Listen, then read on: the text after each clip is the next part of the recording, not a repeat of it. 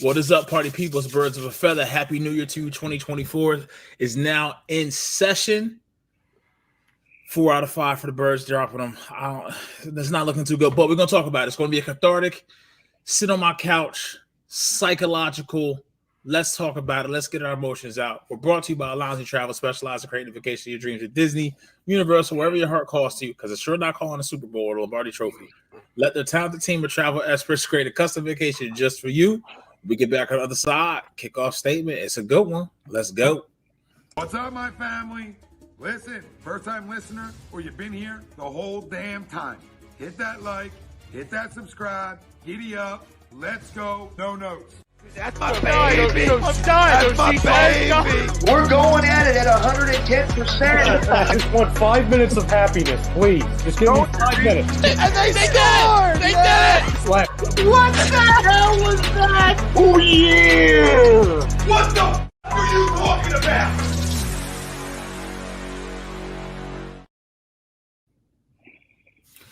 So, fellas, let me ask this question. Did you make it to midnight? Yeah. Surprisingly. Yeah. Okay. Yep.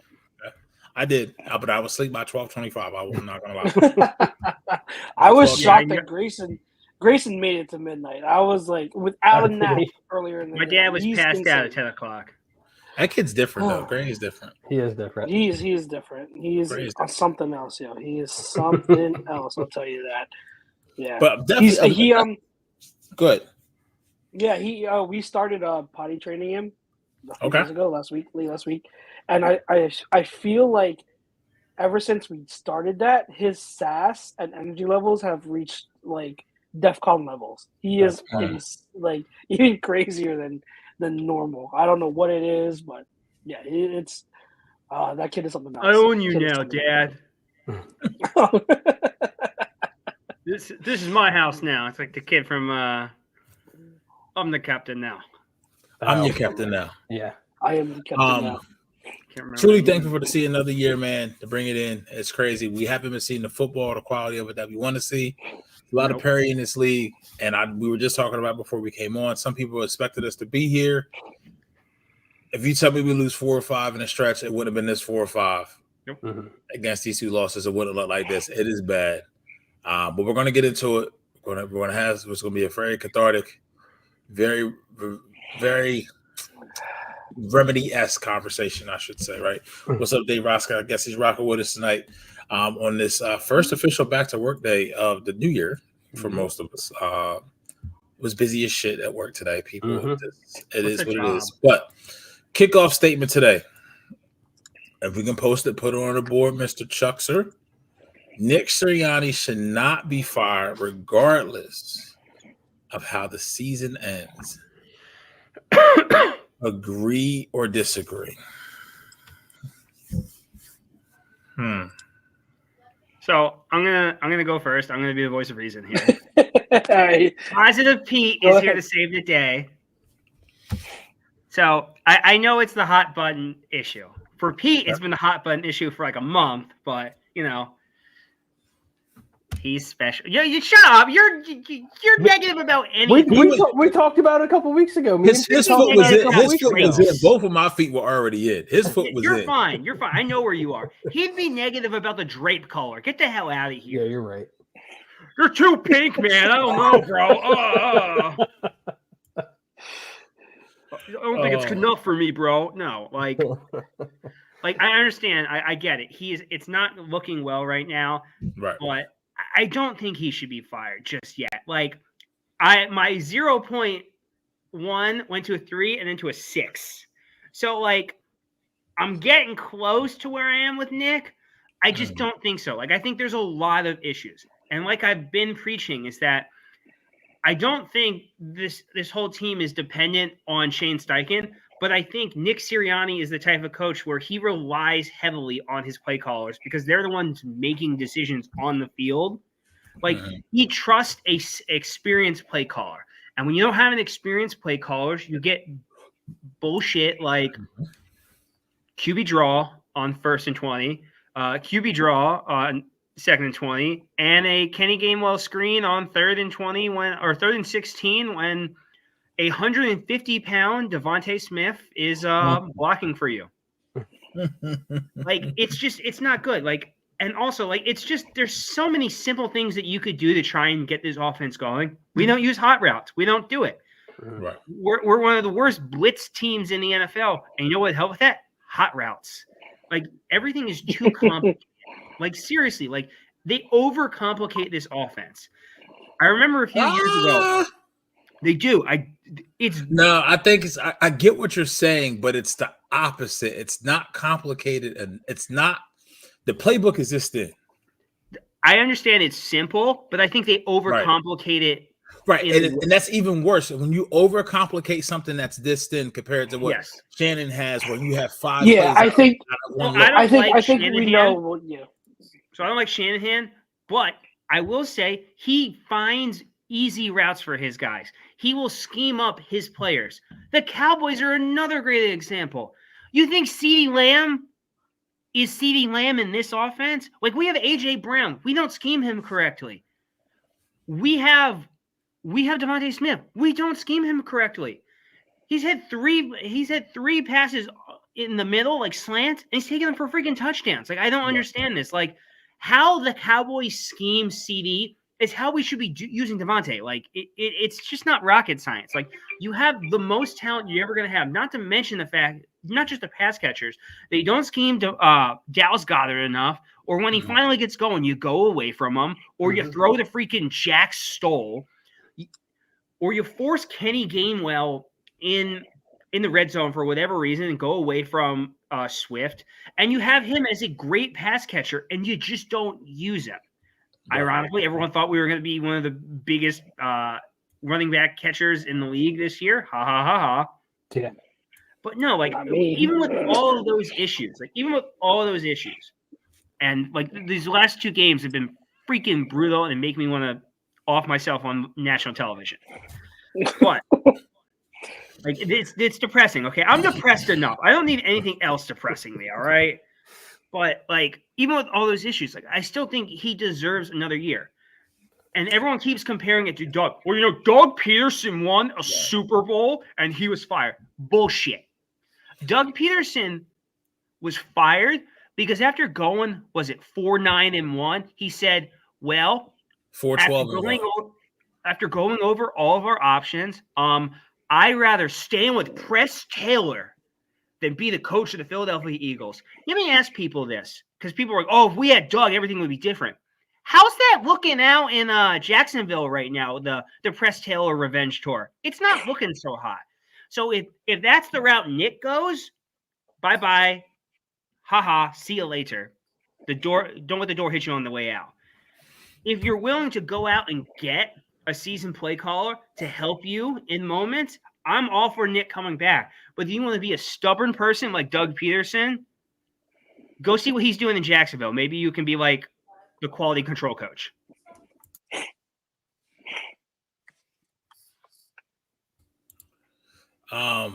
Who's next? Who wants to go next? I guess I'll go next. Oh joy. So can you put up the poll question one more time? I'm sorry. Nick Sirianni should not be fired regardless of how the season ends. I disagree. Okay. So my thing is, and again, I know in our chats I've been negative, and some of you haven't been happy with me, rightfully so. But it's just, I think we're at a point now to where Nick's lost the locker room. And if you're a head coach and you've lost the locker room and your message isn't getting through to your guys, you got to go. Plain and simple. And like, it's one of those things where you see guys getting frustrated on the sideline. Everyone's focused on A.J. Brown, calling him a diva, whatever. I understand his frustration. It's just they're not making the right play calls and they're not using their wide receivers intricately enough as they should. Now, what I think, and again, I don't know anything. I'm just speculating. I think something had to have happened because if you look between the Buffalo Bills game and the San Francisco 49ers game, during that week, something must have happened. Whether it was possibly what I can presume probably happened, some of the offensive players, probably A.J. Brown, Devontae Smith, Dallas Goedert, and whoever, went to the coaches like, listen, we're winning games, but our offense could be much better. We should add this to our scheme, this, and this. And the coaches probably just said no. That's what I'm thinking anyway. So whatever happened during that week, it's been a different football team. Plain and simple, it's been a different football team. As soon as the 49ers came into the link, we already lost the game. They were coming at James Bradbury, and where were his teammates? Didn't defend him. And the eagerness from the players, it doesn't look like it's there. It looks like they're just going through the motions, and they're just kind of getting through the game. Now, and I'm at the point now, I don't know if we beat Tyrod Taylor next week. And if that happens, you're already playing well. The Giants are playing well. Yeah, and you know how much they struggle against mobile quarterbacks. But if you go limping into the playoffs like that, and then you lose in the first round, like you're a first round exit and that's it, and you don't play well, then I think there's no other option to let him go. But if the main thing is, and I get it, the coordinators aren't good enough, the coaching isn't good enough. I understand that. Jalen's taken a step back because of coaching and that whole thing. But again, I'll stress, if Nick Sirianni has actually lost the locker room and his players aren't listening to him and his message isn't getting through, he's got to go. Because you're just wasting time and wasting the talent on this roster, bringing him back another year. Because we're not going to have this kind of talent, at least offensively, I don't think anytime soon. Like after these, AJ's contract up in 2 years, right? Well, the line may not be as good as it is, depending on what Lane and Kelsey do. Right, that too. So that's a big thing you got to think about. So I'll save Chuck's for last. So how can I say this? Right, I agree and I disagree at the same time, because I agree kind of with PY from a standpoint of maybe he can right the ship. But when I see comments and I see people chiming in, and trust me, I want you guys to chime in, right? That's what this platform is for. It's for your voice. We say the OCs, he needs coordinators, he needs this, he needs this. It's almost like he needs to fix his own mistakes, because he chose these coordinators. He chose these replacements as a coordinator. So if you're blaming the coordinators for not doing their job, then you also have to put some of that blame on Nick. And then here's where I think so much not the loss of the touch of the pulse of the locker room. He lost the touch and the pulse of what his coordinators were doing. Like there shouldn't be a point in week 10 where you're making a defensive coordinator switch. And hell, the defense is even playing worse now.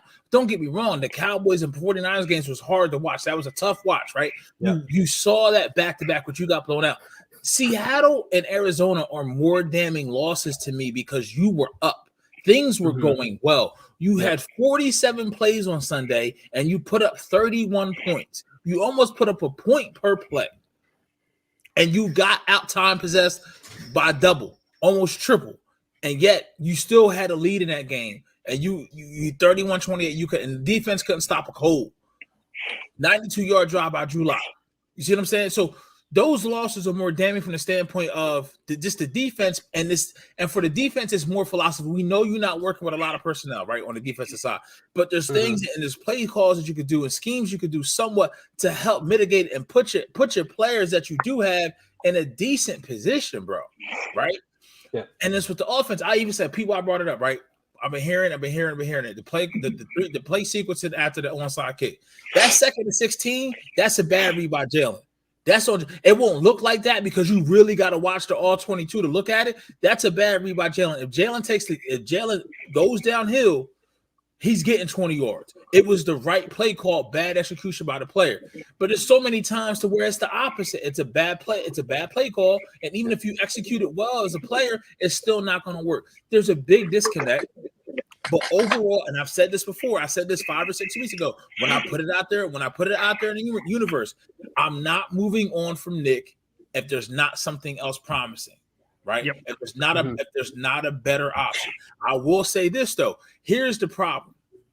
And this is kind of with Doug. And Doug, I think Doug was burnt out. This job from a roster standpoint, if it becomes available, is an attractive roster. It's a roster that you would want. But when you come from a coach, if you're a prospective coach and you're looking at the owner and the GM, that's tough because you're not going to have full say-so and full autonomy for that, right? 100%. So you may be less if they move on from Sirianni from a standpoint. they may, and say just hypothetically speaking, right? Say if you go to Bieniemy or somebody like that, you're going to go to somebody who wants the head coaching job because they've never been a head coach, and they know they may not be able to get somewhere where they can have all that power. They have to prove themselves, right? So that you're going to may end up with somebody like that. But the thing with Doug Peterson is he, once again, in that season, he didn't make those changes, right? Prime example, look at what Buffalo did. Buffalo got rid of Dorsey, somebody who had been there on the staff when Dable was there because they promoted Dorsey, sound familiar, and they moved on from Dorsey 4, 5, 6 weeks ago. I think it was the game before they played us.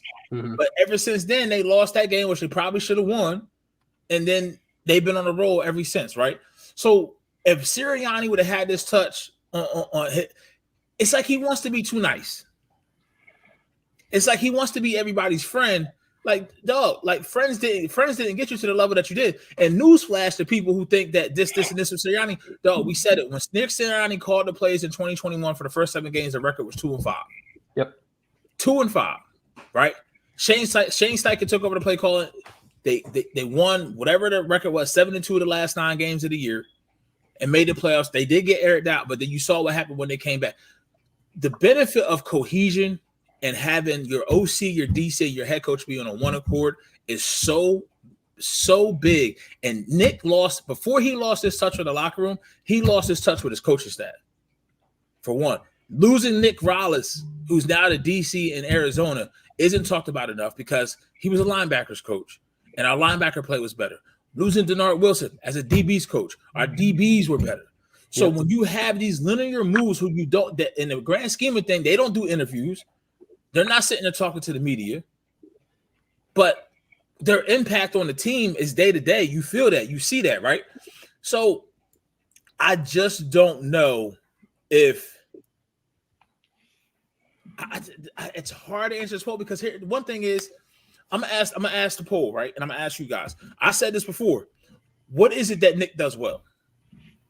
If I'm making a list and I pulled it up and I say pros and cons or attributes, Nick Sirianni's best attribute, and go.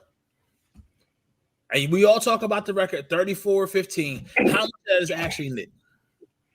How much of that wasn't Brian Johnson being the QB coach, holding Jalen accountable more so than Alex Tanney is right now? How much is that Shane Steichen being the OC, better play sequences, and better play calling in game, and having a better pulse on what the game is giving them? Because he's still calling Sirianni's offense. That's the one thing that people fail to realize. This is Sirianni's offense. This is his thing. This is his game plan, his scheme. And then the OC has to operate within that.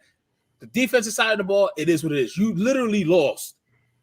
You lost. It's like if the Phillies lost JT Realmuto, they lost. If they lost Aaron Nola, they lost Bryson Stott, and they lost their center fielder, the kid who can't hit, or Brandon Marshall. If you take the whole middle of your field away on defense, and you still expect the same result, they lost Hargrave, they lost TJ Edwards, Kaiser White, Marcus Epps, and Chauncey.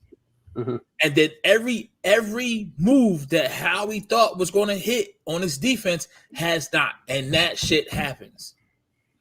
Sometimes that just happens. You could go listen to Greg Cosell, you could go listen to Shane Haff, you could go listen to Honest NFL. I don't even know his name.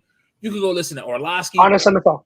When talking about the defense, they'll all say like, "Hey, this team is bad, but the players ain't." On the offense, it's the complete opposite. You know what I mean? Like, your players are too good for you to look this bad. Yep. You see what I'm saying? Your players are too good for you to look this bad. On the defense, it's like you're making bad play call. It's bad scheme and bad players. It's just a fucking shit show. On the offense, it's not that. I said this before. There's no way in the world CeeDee Lamb in Dallas be used like that, and Devonta and Nick. Let's look at it. Just look at it in all season. If you're still here, you still have a job. Whatever OC you bring in, just look at how that works. Look at how they get CD free releases. Look at how Justin Jefferson is used. Look at how Puka is used. Look at how Cooper Kupp is used. Devontae Smith is that. Yep. Is that. And we don't run motion this, and then I forget the answer he gave to whatever the question was, and he said, "Well, yeah, we don't do motion, just emotion." No, not that. I'm talking about from the press conference Sunday when he was talking about the sequence. And the wind was in our face. What the fuck are you talking about the wind for? Jim Kelly's kicking like 50-yard field goals in the wind. Don't come out with that bullshit. So it's hard for me because I come from. It's hard for me to say that he did something to deserve it, because for me, I don't know what he did. I don't like this dude was on vacation, bro, with his family, waiting to go back to Indy. He wasn't even thinking he was getting a head coaching interview in 2021. You got to remember, like, who we dealing with. You see what I'm saying? Like, this dude wasn't in that position. He wasn't on that list. And more, we get into that point where he's like, I'm starting to realize, like, he could be a fraud. And you really sit here and think it's like, don't get me honestly, like, if you literally sit here and think about it, what's the one thing Sirianni does well? What's the one thing as a coach you could hold your hat on for Sirianni? This rhetorical, or is this? No, it's an honest question, because I know you mentioned about managing men this in the locker room, but I was like, he came here he was a wide receivers coach in San Diego, LA, was an OC in Indianapolis under Frank Wright, and he had Phillip Rivers as his quarterback, and now he's here. To me, that's an offensive-minded coach. That should be an innovative offensive-minded coach. Now, if you tell me, PY, to speak to your point, if he's a better manager of men, if he has a seasonal or a more seasoned offensive coordinator, cool. I get that. But why the fuck you hire Brian Johnson in the first place? Why you elevate Brian? If I'm a head coach, and I know I can't sit there and pick up the young guy and elevate them, if I'm a head coach, I know I need seasoned people around me. Why am I even elevating Brian Johnson in the first place? And then more importantly, I can get on board with it, but as soon as that shit don't work, guess what I'm doing? I'm doing a pivot down. I'm going to Howie. I'm going to Jeff. Like, hey, we tried your way. This is my team. I'm the head coach. Your way didn't work. Now I'm going to go do, especially and this is the biggest thing. The biggest thing. And if he truly had any stroke in that building, why is Frank Wright still at home? This is like watching a house on fire and you're just watching it burn. Mm-hmm. You're literally just he's sitting there, and maybe that's why he's frustrated. You see what I'm saying? Maybe he's frustrated because he knows he doesn't. That's kind of how Doug was in that 4-12-1 season. Doug was frustrated. He knew, like, oh, like, all this shit's gonna go blamed on me. I can't really make the moves that I want to make. And then at the end of the season, it was more like, it wasn't even like he got fired. I think it was a mutual parting of ways. You may find something so, because the one that Howie and Jeff may not be patient enough. So, all right, I'm done. I talked for like 15 minutes. That was my monologue. Sorry. Your weekly 15-minute intro to the show. I'm gonna pop up the kickoff statement one more time. Nick Sirianni should not be fired regardless of how he lands, right? What do I usually say when it comes to a kickoff statement?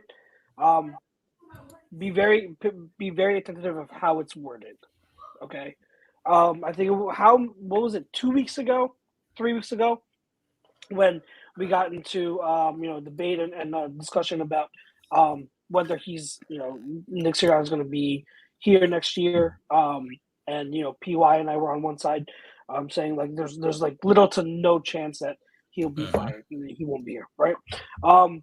Will he be here next year? Will Nick Sirianni be the head coach of the Philadelphia Eagles next year? Yes, he will. I still stand by that.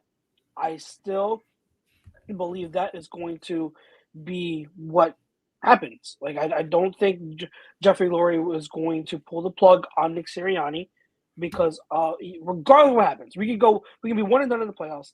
I don't think he's going to pull the plug on that, given that Nick Sirianni and this team has made the playoffs 3 consecutive seasons. Okay, and one of those seasons we went to the Super Bowl, and so I don't think it's going to happen. Again, I will reiterate for those who didn't pay, who weren't listening to our discussion before. I do think that there's going to be a conversation a very serious and hard conversation with Nick, Lori's going to say, your way ain't working anymore. Kind of what you alluded to, Pete. Your way is not working anymore. All right. All your philosophies of keeping things simple for your players so that they can execute at a high level, that's great. But when now defenses have locked on to how to defend your simple scheme, you've got to be better. You've got to evolve. So I think Lori and Howie are going to sit down with Nick, have a difficult conversation, and say, you have to change. You have to change. There was another comment here. It says, asked, I'll try to find it later, but they asked, is Nick going to be able to pick his coordinators? I think it's very possible. It's very, very possible Nick won't be able to pick his coordinators because, or if he picks his coordinators, I think there will be a very strict regimen of what to expect. I think experience. I don't think it's experience. I think that I think Howie. It's a preference for Howie and Jeff. I think Howie and Jeff are going to say, you need an offensive coordinator who was capable of implementing a scheme that can help your players out. A scheme that is creative, a scheme that uses motion, is kind of innovative, anything like that. It doesn't matter about experience. It matters about what can they bring to expand this playbook, right? This system. So that difficult conversation is going to happen. Raymond Rivera, he says we should have gotten Fangio after the Super Bowl. In my opinion, he didn't drop the matter. ball. That's on Gannon. So just to clear the air here. Yeah. Gannon, they asked Gannon straight up, what are you doing? Are you a candidate? He said, I'm not. I'm here for the Super Bowl. Fangio got hired the week of the Super Bowl, if I'm not mistaken. Yep. And Fangio has said in circles, he wanted to stay here. He wanted to be the DC here. So again, when the Eagles do well, the universe doesn't like it. For whatever reason, because upside down happens. Okay, I'm sorry. Also, I'm kind of over the Fangio system, man. Give me something that's not Fangio. Hold on.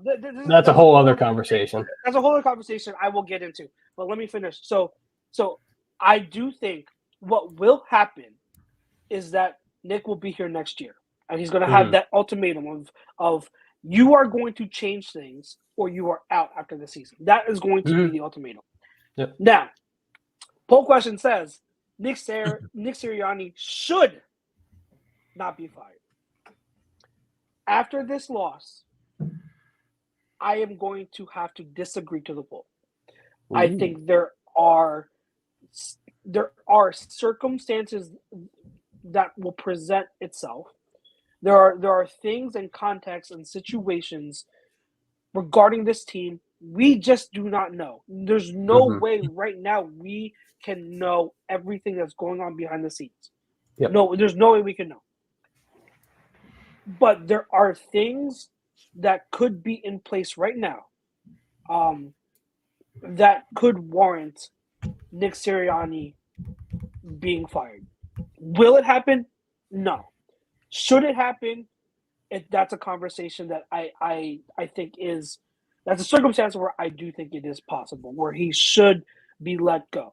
If it's a thing where, like with Doug, where he was unwilling to change, if it's a thing where these players are just sick and tired, and if Nick absolutely 100% has lost the faith of all his core players, if there is some kind of real division where like there is no going back from, then yes, he should be fired. But those are big ifs, and there's no way any of us on the outside can know that for sure.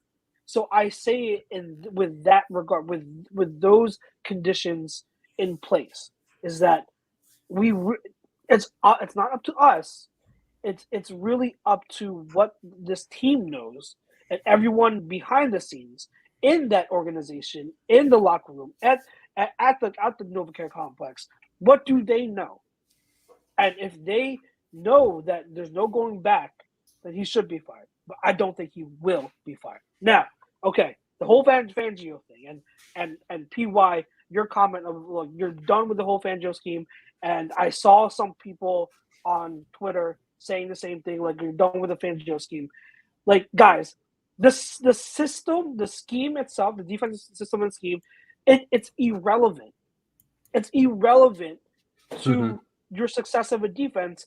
It's all about how your coach is implementing that system and how your players are going to execute that system. There is no perfect scheme in the league. The league is cyclical. The NFL football, in the totality of its history and what it's been since day one, it's cyclical. Everything comes around.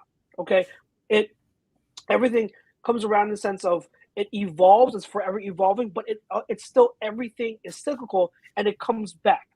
So what was in 20 years ago is not in right now, but it's going to come back to being in again in maybe 20 years from now. You're always going to have offenses that innovate, and then you're going to have defenses that counter that. But at its core, football is just a basic. It's a complex, but it's also just, hey, how can we get mismatches here? So that's always going to change. Okay. Right now, to anyone that's saying the Fangio scheme sucks, no, it's working. There are principles on every team. There are philosophies on every single organization, every team that are implementing these Fangio schemes. Well, maybe let me correct myself. Maybe not every single team, but most teams incorporate these Fangio principles into their defense to some capacity. So the Fangio defense works for a reason. It works for a reason. The reason why we haven't had success is because last year, Gannon was more so an Eberflus disciple than he was more so Fangio. Fangio was here and made changes to what Gannon was doing, right? And that's why we saw different things. Okay, but the reason why it wasn't totally, the reason why we didn't have success against better QBs is because at its heart, it's an Eberflus type of conservative defense, not Fangio. Fangio is kind of different. Fangio runs a little bit more quarters. Yeah. So that's Fangio. Now this year, Desai, he's more so a Fangio kind of disciple, but at the same time, he wasn't a good enough coach to be able to know how to turn the dials and hit the right buttons of that scheme. So look at what the Dolphins are doing. How many injuries on defense have they had? And that defense is still playing pretty good because they have Vic Fangio. Okay. The biggest thing is too, and I know you're gonna go here with it. Decide here's where this goes back on Howie. If Nick, they hire Decide, this is where we go. This is all before the draft. If you know that's the case, you know you're gonna need a linebacker, because Desai put so much emphasis on having good linebackers, and you gave him absolutely shit to work with. If you would have brought, perfect example, Bruce Irvin was sitting out there. Bruce Irvin may not be somebody that it's going to be a household name like that, but he's somebody that's been under the Desai system. He's somebody that's familiar with Desai. I know, and they tried to do that with Nicholas Murrow and from Chicago, or you could have did a Bobby Wagner, somebody like that. He needed somebody on the green dot to help correlate what he was trying to do, to see his vision on the field, because he just didn't have that yet. And I honestly say, well, if you have Fangio, I think if we have Fangio, definitely different. I don't know why Howie and Jeff or Nick need somebody to have a stronger personality to speak up for themselves when you want to have success. Okay. You as you were, Chucks. I'm sorry. Once again. Yeah. No, like essentially that's where it is. And it kind of like it annoys me when everyone's like everyone was done with the cover 3 thing. And I was Schwartz's cover 3, and I was one of them where I was like, I'm sick of this defense. But it was more so, it wasn't so much of the scheme, it was more so Schwartz's inability to he was so stubborn. He rarely went away from that cover 3. He would always put his corners on islands like that, even though we had Jalen Mills, who wasn't that good, and then we had some no name on the other end. I don't even remember who'd have opposite Jalen Mills. But like, you don't have good enough. It was Darby, wasn't it? It was Darby. Well, Darby in the Super Bowl year. I mean, the year after that and the year after that. like Darby we had for Super Bowl year in 2018. But like he was too stubborn to go out from that. But the thing is, like, you got fans always blaming the system, What matters is not so much the system; it's about how you coach it, so that your players can execute it. And I think Coach Marcus, Pro Fan Talk said it here. Schemes don't matter if you can't tackle. Like if you can't tackle, if you can't execute and do what you're supposed to do as a player, it doesn't matter what defense you call. Like there is no perfect defense, guys. Like there is on whatever you call on a defensive play call, there will always be a weak spot. There will always be a weak spot. If there was a perfect defense, everyone would use it. Everyone would use it. Like so here's the other thing too, right? It's all tier. How many players do this is I'm being cynical now, right? Just go back and look at the lineage of the coaches that we have, right? Alex Singleton is still in the league. Wasn't good enough for the Eagles. Rasul Douglas, who you drafted, wasn't good enough for the Eagles. Still in the league, still being productive. Yep. Like there's players that the Eagles draft in their evaluation for their scouts that makes sense, and for whatever reason, the coaches just don't translate. Here's the craziest thing. The one thing I like anybody who's on the standpoint of saying, "Hey, Sirianni deserves to get another chance." Why did it take you to look this fucking bad to change your ideology? Why did it have to get to this point for to you to get out of the season, but for you to get out of your own way? Like how does a light bulb not? I thought that's what the bio week was for. Right? To have these talks to be like, hey, maybe we need to do something different. Maybe I need to have some self-reflection. Maybe your owner and your GM shouldn't have to come to you and say, hey, something needs to change.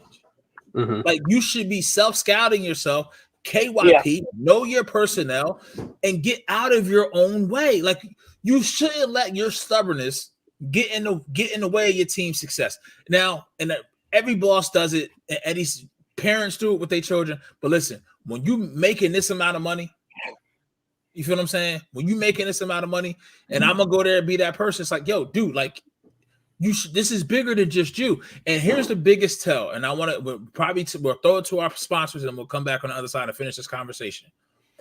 When you are angry at a situation, when you are frustrated, that very first time you're going to lash out, you're going to be full of rage. AJ Brown earlier in the season. You may have one or two more instances of that. And then after that, when you see nothing's changing and we don't know what's going on, like Chuck said, we don't know what's going on during the week in practice. But then AJ Brown's laughing to himself. When you get to a point where you're angry about a situation and nothing's changing, sometimes you just got to look up and laugh, bro, because then you really don't care. And that's where we're at right now. So as bad as we see on Sunday, imagine what that temperature is in that locker room and that NovaCare complex. Yep. You see what I'm saying? So, going to pay some bills real quick. We'll be right back. On Marcus, that could happen, though. No, real quick before we go. Marcus says the only way Sirianni gets actions if we look absolutely close on Barco. But the thing is, that could very well happen. That could very well happen. Like it's very, very possible. Like that might be close to out of the realm of possibility. I'm gonna speak to this on the other side. We're gonna go around again, get all this out. We're gonna pay some bills right now. We'll be right back. Royal Billiard and Recreation, proudly celebrating 40 years and our new, bigger showroom. Twice the size and twice the fun. More pool tables by Olhausen. More dartboard sets, including custom-reclaimed backboards. More bar and kitchen stools that can change a room. And more bars, including pre-built and custom. Hot tubs, skee ball, shuffleboard, outdoor, and fun. Royal Billiard and Recreation, your ultimate game room store. Now located on Bethlehem Pike in Colmar. In our family, food is our daily bond. My nonna, affectionately called Mama by many, found solace and joy in the kitchen, sharing her love through delicious creations. She turned her culinary passion into a flourishing business alongside her husband and sons in 1983. Celebrating 40 years is a testament to our exceptional team, friends, family, and beloved customers. With gratitude, we look forward to the future, expanding our brand to share the highest quality Italian food and wine nationwide. Our heartfelt thanks to everyone who has played a part in our story. Grazie mille.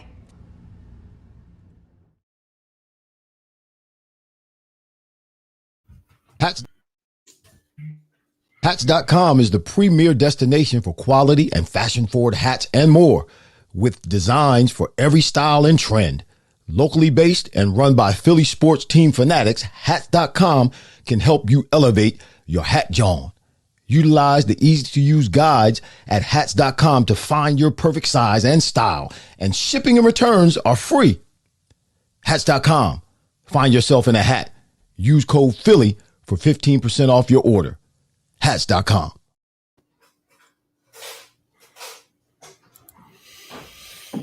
So, Don, y'all, for whatever reason, Don, you can't win in Dallas. I don't know what it is. I go back to the Matt Stafford, Calvin Johnson. There you go, Don. You screwed the pooch for us, man. That's just crazy. But he asked a question real quick. Buda Baker, you had to go buy because they weren't going to give you Buda. They weren't going to give you Buda without bending you over.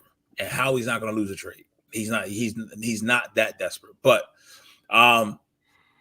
go back to what Coach Marcus said. He said the only way it can happen is if we get completely embarrassed on wild card loss. Listen, everybody sitting here saying, I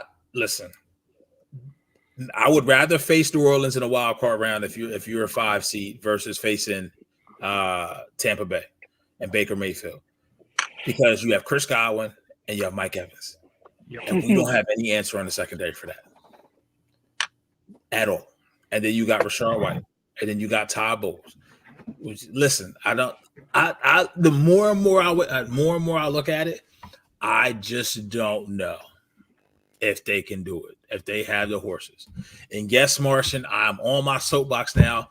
Love JD as a person. He can sing his ass off. But I said it that draft night, there's no way I'm taking Jordan Davis over Kyle Hamilton. And now it took a season and a half for it to show, 2 seasons and a half for it to show. But Kyle Hamilton is starting to figure it out, and he's going to be hopefully eventually playing in the Super Bowl. So anywhere else, the three of you want to take the conversation, I'm here. I'll chime in if I got something to say. Yeah, there was let's see, hold on. Raymond Rivera said Tom Arnone was right. Paid Hurts $255 million to play this bad. Look, I'm not opposed to criticizing Hurts, and there have been plenty of games, plenty of times where he did play really, really bad. And Pete did mention on that second and 16 QB run, like he did miss a running lane, so that's on him. But if I don't know what Tom's quote was, or anyone is looking at Hurts after that game and saying he played bad, I don't know what you're looking at. Like Hurts was fine. They didn't have the ball. So they didn't have the ball. You went 10. You went so. Let me just reshoot this. Like I understand Hurts hasn't been perfect this season, but a month ago he was an MVP candidate, and the team was 10-1. He was the favorite to win MVP. So he's also second in the league in total touchdowns. Like, what are we doing? Like, has he been like the GOAT of quarterbacks this year? No, but he's played like a top 5 quarterback. He's been really good for you, and he's a huge part of the reason why you have 11 wins. Like, I get it. I understand the annoyance. I understand the frustrations. I understand we're not playing great right now, so we got to hit the low-hanging fruit and stuff like that. But Jalen Hurts is – like, you see all these charts where they show you how effective he is, and you're just like, this is why you are as good as you are.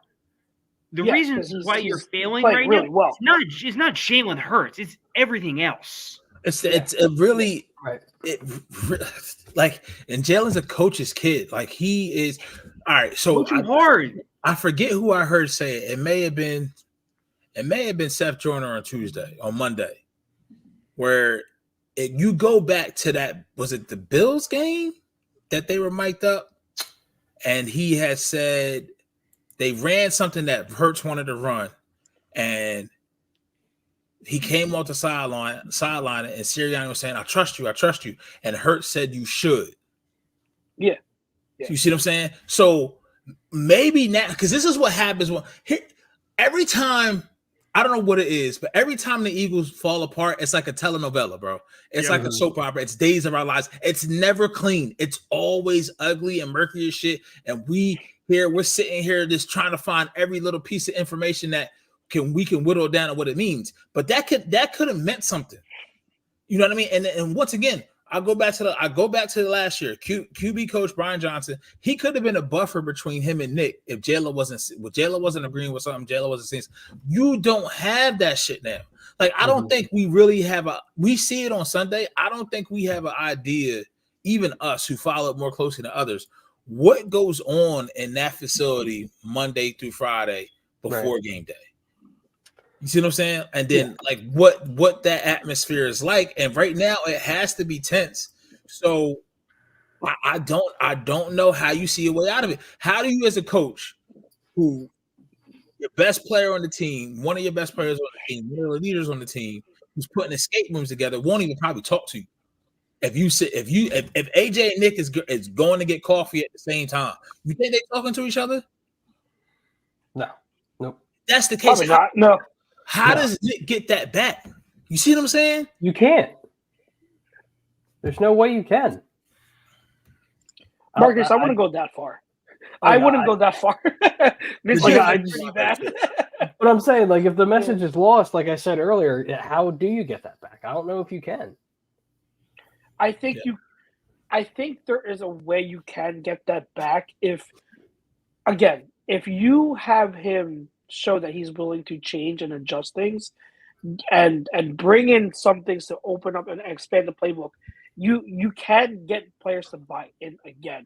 If this is a thing where the players are frustrated because of the scheme and they know that the play calling is subpar, then you fix that. If you fix that, then you have the players will buy in again. Right. Like, you always have to look at what the players, why they are not bought in anymore on a coach. Right. If they're not selling something with a coach where it's like, I don't think he can lead us. Like, who was it? Like, it was you say it was Brandon Staley, right? Mm-hmm. The Chargers quit on, like, the Chargers, the game where they got blown out was like they had, like, was it 70 something points on them? Now. It's crazy. It's crazy, right? Staley lost that team because of accumulation of things where the team just didn't feel like he was the guy. They didn't feel like he could manage the game and lead them the way that he could when it comes to a situational point or from game time decision, in-game decision making, anything like that. They didn't believe in him. So there's no stuff like that. There's no real going back from that. But something where it's like, okay, you can tangibly see, hey, if we fix this game, players will start to buy in again. That's fixable. It's all dependent on whether Nick can or is willing to fix it. That's what it is. Yeah. Marcus says something. You get the team back by doing common sense stuff that works. Get rid of the bubble screens and obvious plays that everyone knows is coming. Like, just do better.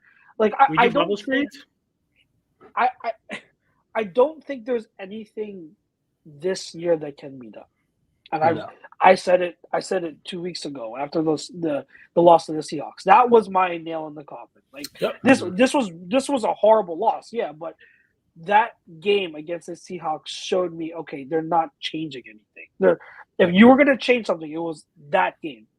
They didn't change anything. So, am I surprised? Am I shocked that they lost this badly to the Cardinals? Yes, because the Cardinals are that bad. But I've been saying already for weeks, nothing is going to change with this offense. Nothing is going to change with the defensive personnel. Like, so I don't think there's anything changing this year. And that's why I'm going back to my quote from that loss. After that loss, like, this is why I'm more intrigued by what this team is going to do this offseason than what they are going to do this season. Because I think this offseason is going to be really interesting to see how they're going to turn things around. There are things that I just don't see as fixable. I don't see it. I don't see how you can fix anything right now this season. I don't see it.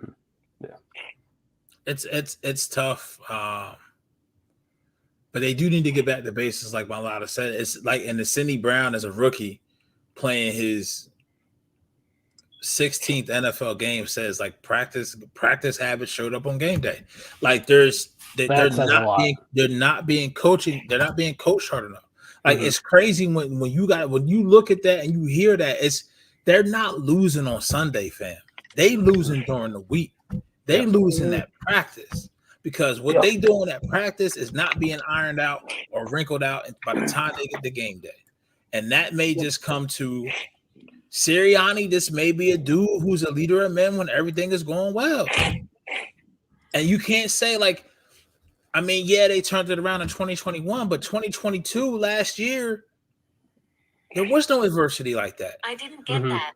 Could you try again? Siri, shut up.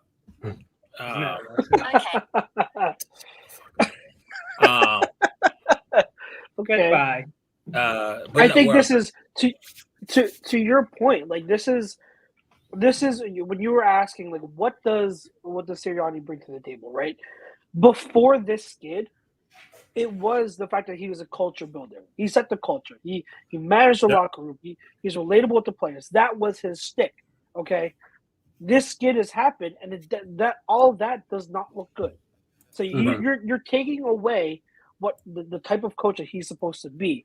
This is why I think Sirianni is going to get the opportunity, because this is the first time that he's shown it. Like, no, everything has been taken away. What you're doing is not working. Right. He's not right now. He hasn't shown he's been able to get out of this rut. He hasn't been humble nothing to you can the point do where the light bulb is going off. And that goes back to my point. So Coach Marcus's next comment, he says, I disagree. It's not hard to fix. It comes down to Sirianni dropping the ego and stubbornness. That's where I'm like, I'm at a loss to why you feel as if 4 out of 5 after your team was 10-1, why 4 out of 5 losses to the quality of teams that you lost to. Like the Arizona Cardinals are not playing for anything. Nope. Yeah. Anything. And you're playing for everything, especially after coming off the team that's right behind you, nipping on your heels, being gifted a win on Saturday night, being gifted a win. And you can't, when's the last time he popped into a defensive meeting? Come on, guys. Like just that presence of the head coach, that goes a long way. And I honestly, hand to God, I would sit here and tell you, moving on from Sean Desai was a bad damn move. Yep. And it's and because Matt Patricia, it didn't matter. Yeah, it didn't matter. It's not even how much it didn't matter. It's like they're calling shit now that they know Desai went from not doing enough, not being creative enough, trying to be too vanilla with it, to where Patricia coming out thinking here he coaching the New England Patriots, he got Teddy Bruschi out there, or he got Kyle Van Noy out there, or he got Gerard Mayo out there. You don't have that out there, sir. That is not the personnel that is on the field for you. Shaq Leonard is a shell of himself. Yep. Yeah. Oh my God, that touchdown! You dropping Hassan Reddick in coverage 7 times. Cooked. Yo, like we got so mad at Gannon for dropping Reddick in coverage like a few times. He did it 7 times. That's crazy. Oh my God. That will be touched upon. The one thing I do Patricia's here because he had a link to either Howie or Sirianni. But here's my thing: Patricia had a link to Howie, not to Nick. Fuck is he on the coaching staff for? But this is why I tell you, you'll never get a Mike Tomlin. You'll never get a Jim Harbaugh. You'll never get a Rex Ryan. You may get a Rex Ryan, then it'll all go to shit because Rex is going to want to do what Rex want to do. You're never going to get that because Howie and them won't trust it enough to do it. I think Jeff is more posable to be more pliable to let it happen, but Howie's not going to do that. Howie is, when it goes good, is great. But when it goes good, Howie is, you think you there to see him. Howie sometimes think he the face of the Eagles. You see what I'm saying? Louis Riddick said it. Said I'm not taking that job because I don't want to have to work underneath Howie. I don't need my GM and all this telling me this and this and this and this. And you can tell the scouts is right. The scouts can scout because they can show you how many ex-Eagle players are still in the league. Yeah, like the scouting part's not the problem. Ben Solak said it on the Ringer Special. I know you listened to it already. He said, I watched Alex Single make a tackle Sunday, and I wish we still had Alex Single. That's what I wanted to cry on my lap. Yeah. When And I we're had said to y'all like 4 or 5 weeks God. ago. I had said, and PY completely shot me down. Look at him now. Yep. Yeah, Bro, Alex Singleton. He's not a star or anything, but Alex Singleton, like, no, but he's good. He has a role on that defense, and he does it. Mhm. Like he does it. He does it well. So like, yep. I saw that too, Shaquan. They said we're that thinks the begging- Eagles rest the starters on Sunday, bro. I'm like, Then what are we doing then? Like, and that's why I think they made all the games at 425.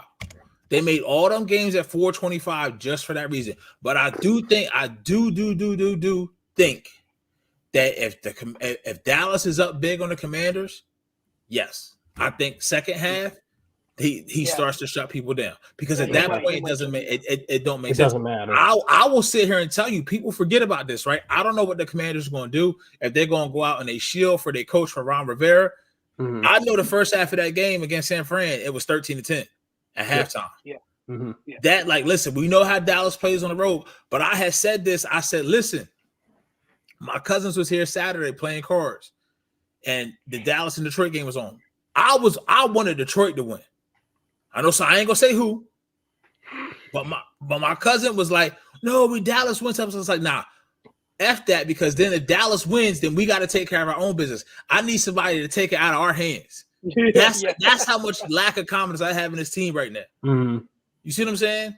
Yeah. Just because you can't, you bro, like, to lose games to how they lost to the Cardinals. It's that is, you can have blowout losses where you just weren't the better team on the field that day. Mm-hmm. But when you have losses like you had to Seattle, to Arizona, that's just the signs of a bad team. Yep. Something's amiss. Yeah. So Don, I was rooting for the Lions. I was rooting for the Lions.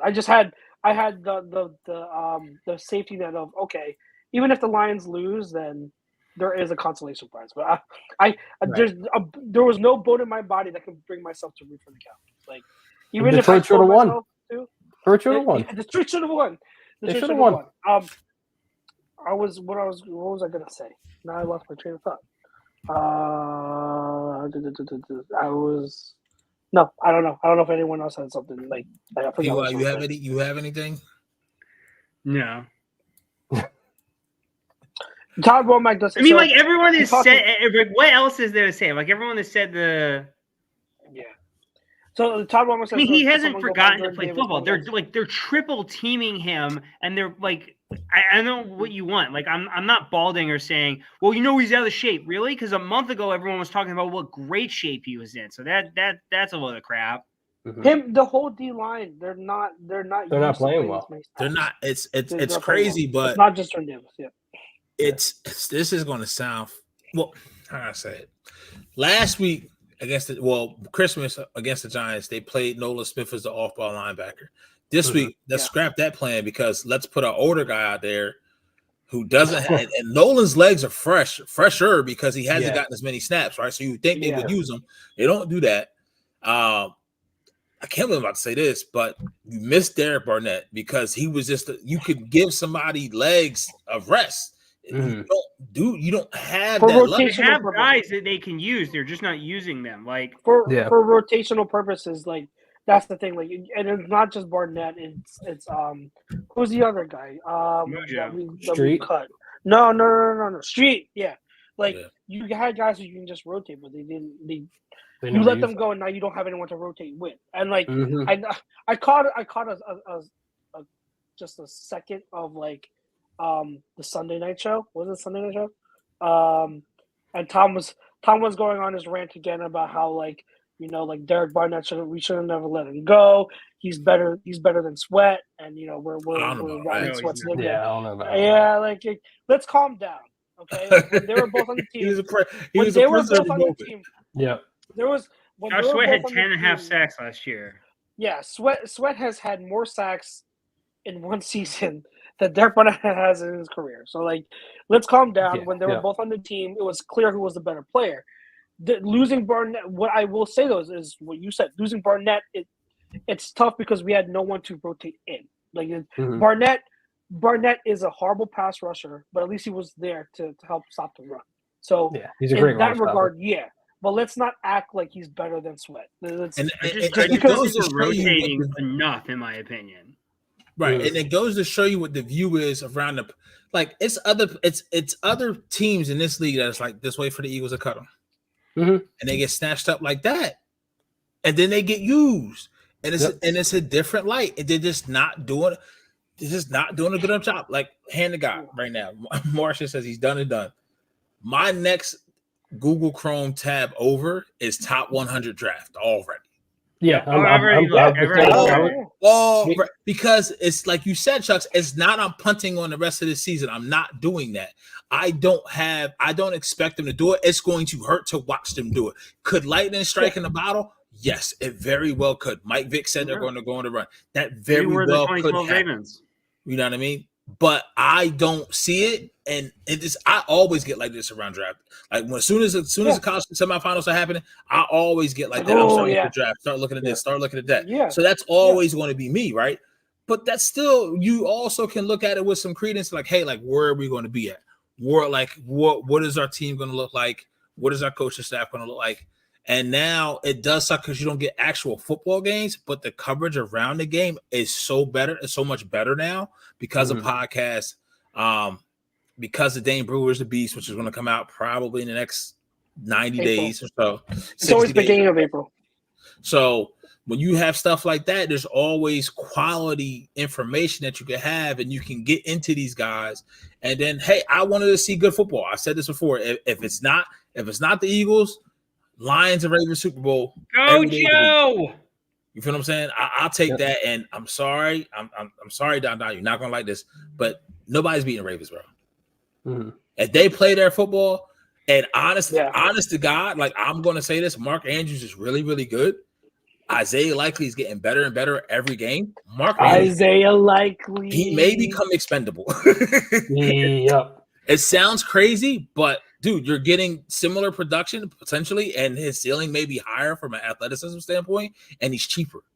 Like that's the combination that a veteran player does not want, and Mark Andrews they can get something for. And we all know Joe Flacco is going to win the Super Bowl this year. Who is the GM now? It's Ozzie Newsome's assistant. Oh, God damn it! It's an Italian cat. I can't think of the name now. Yeah. But see, that's DaCosta, right? But that's where you talk about DaCosta was the assistant GM to Ozzie, who was there for years, and now they got the same thing. You're talking about a culture, and it's just, I don't know, man. I don't know what they're going to do. I don't know. And if they do move on from Nick and they get a big name, I don't think the big name is going to be able to be themselves truly unless Jeff. They won't get the big name. There's a reason why when you had guys like Josh McDaniel and Brandon Staley interested, they said no because they knew that they were going to deal with Howie and they couldn't handle it. And they want usually a lot of times when you get the big coach, they want their GM, they want their guy.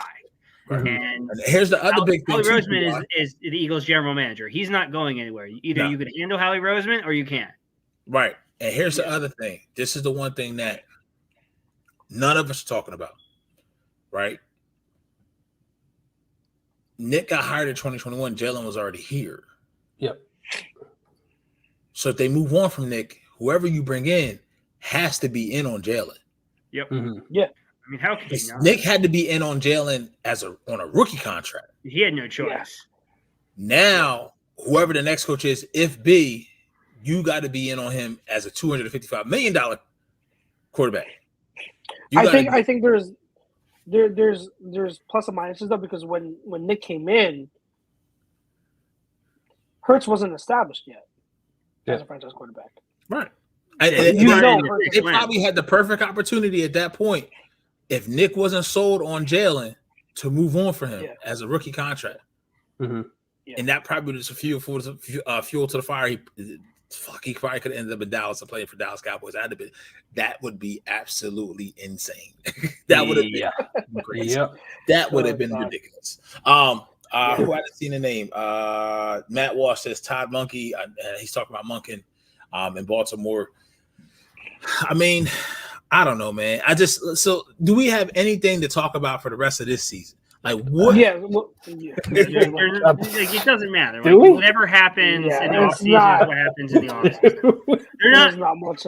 So they used to do this when the Sixers would be struggling with Brett Brown towards the end of the season or the middle of the season, be like, "Oh my God, you gotta fire Brett." And I'm like, it's 40 games into the season. They're not firing. They're like the 4th seed in the East.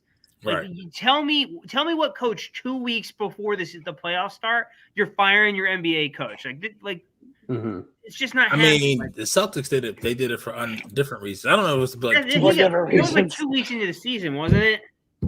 Huh? That wasn't that like the start of the season? Yeah. What was it? Is Aduka? Yeah, a dumbass. He's a dude. Like with that whole clip of him and LeBron on the sideline, and he calling LeBron a bitch right to his face. Yeah, he like, multiple times, and LeBron was like, "Security, come get him." That's why he's calling you that, sir, because you're not going to handle your own business. But for a coach to do that, bro, that's crazy. Yeah. That's he's a certain type of dude.